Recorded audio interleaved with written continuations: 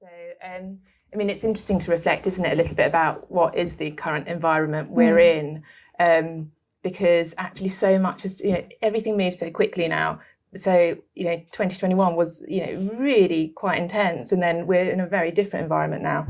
And one useful sort of nugget I thought was that one of the 2022 Collins Dictionary Words of the Year was permacrisis. Yeah. And which is a sustained period of instability, and and we know what it means just by hearing the word. We've all been living it, haven't we? So just when we think we're coming out of a global pandemic, we're thrown into a war in Europe, an energy crunch, cost of living crisis. I mean, it's just one thing after another. In the UK there's strikes, in Europe there's strikes, so businesses are really having to find some resilience, and that it's a case study of all these things that you think about, what impacts an M&A market, and they're all happening. It's which is quite different actually to 2008, where that was a banking crisis, which actually halted a lot because there was no money moving. Now this is actually quite different. It's not, well, actually let's come on to the weekend later, but potentially there's a banking crisis. When I was first thinking about this, I was thinking, this isn't a financial crisis. It's it's not a crisis that's been created by the financial markets. It's actually it's it's coming at us from every single angle. And so understandably, actually, we did see a slowdown in M&A last year. It's a slowdown compared with actually quite a unprecedented period, especially in sort of tech M&A, because I think any of us who are in M&A would have really been working quite hard 2020, 2021. So it was a noticeable drop. And if you look at any of the statistics, actually there's some big tech deals which sort of distort the figures, like Twitter, but actually tech deals in general did sort of slow down.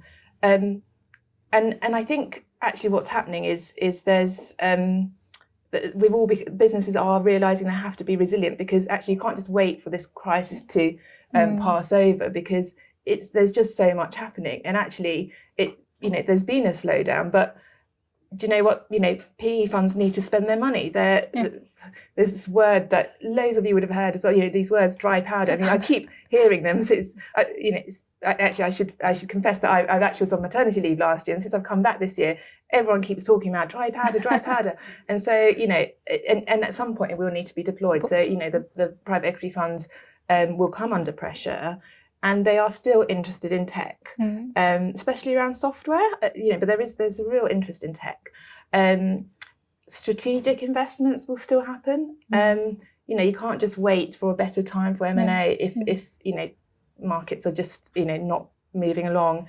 And actually businesses are starting to realise things like inflation, interest rates. There's a little bit more visibility on where those are going. So that was all part of the shock last year, but actually, okay, take stock. Okay, what's going to happen there? I think people have a bit more, that there's not the fear that the interest rates are going to keep going. There's a little bit more comfort that inflation will stabilise. So I feel optimistic about this year. I mean, it's still been. I'd say it's still we're not all flying out of the stocks this year, but it's there are deals to be done. If you're seeking investment, there are investors out there who need to spend money, and they will do it for the right businesses.